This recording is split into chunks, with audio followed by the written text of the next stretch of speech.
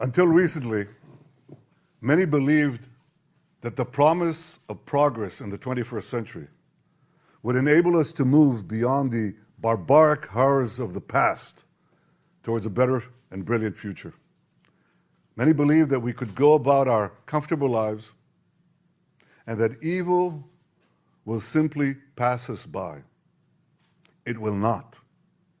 The horrors that Hamas perpetrated on October 7th remind us that we will not realize the promise of a better future unless we, the civilized world, are willing to fight the barbarians. Because the barbarians are willing to fight us. And their goal is clear. Shatter that promising future. Destroy all that we cherish. And usher in a world of fear and darkness. Ladies and gentlemen, this is a turning point for leaders and nations. It is time for all of us to decide if we are willing to fight for a future of hope and promise, or surrender to tyranny and terror. Now rest assured, Israel will fight. Since October 7th, Israel has been at war. Israel did not start this war.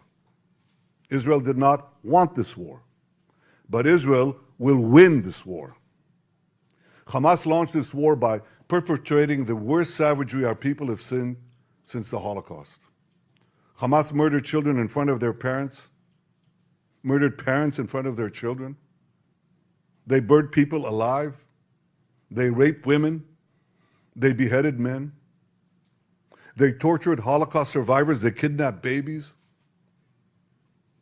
They committed the most horrific crimes imaginable.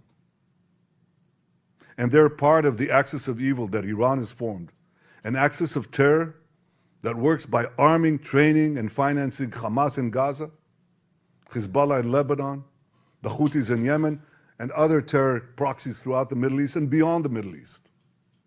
In fighting Hamas and the Iranian axis of terror, Israel is fighting the enemies of civilization itself.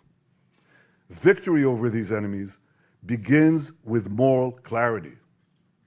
It begins with knowing the difference between good and evil, between right and wrong. It means making a moral distinction between the deliberate murder of the innocent and the unintentional casualties that accompany every legitimate war, even the most just war. It means holding Hamas responsible for the double war crime it commits every day by deliberately targeting Israeli civilians while deliberately using Palestinian civilians as human shields. It means making clear that the use of human shields is not only an immoral tactic of terror, but also an ineffective one. Because as long as Hamas's use of Palestinian human shields result in the international community blaming Israel, Hamas will continue to use it as a tool of terror, and so will others. Hamas will continue to use the basements in Gaza's hospitals as the command posts of its vast terror tunnel network. It will continue to use mosques as fortified military positions and weapon depots. It will continue to steal fuel and humanitarian assistance from UN facilities. While Israel is doing everything to get Palestinians, civilians, out of harm's way, Hamas is doing everything to keep Palestinian civilians in harm's way. Israel urges Palestinian civilians to leave the areas of armed conflict, while Hamas prevents those civilians from leaving those areas at gunpoint. Hamas is also preventing foreign nationals from leaving Gaza altogether. And most despicably, Hamas is holding over 200 Israeli hostages, including 33 children, holding them, terrorizing them, keeping them as hostages.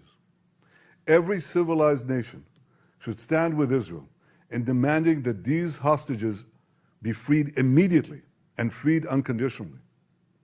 I want to make clear Israel's position regarding a ceasefire. Just as the United States would not agree to a ceasefire after the bombing of Pearl Harbor or after the terrorist attack of 9/11, Israel will not agree to a cessation of hostilities with Hamas after the horrific attacks of October 7th. Calls for a ceasefire are calls for Israel to surrender to Hamas, to surrender to terrorism, to surrender to barbarism. That will not happen. Today we draw a line between the forces of civilization and the forces of barbarism. It is a time for everyone to decide where they stand. Israel will stand against the forces of barbarism until victory. I hope and pray that civilized nations everywhere will back this fight, because Israel's fight is your fight. Because if Hamas and Iran's axis of evil win, you will be their next target. That's why Israel's victory will be your victory. But make no mistake, regardless of who stands with Israel, Israel will fight until this battle is won, and Israel will prevail. May God bless Israel, and may God bless all those who stand with Israel.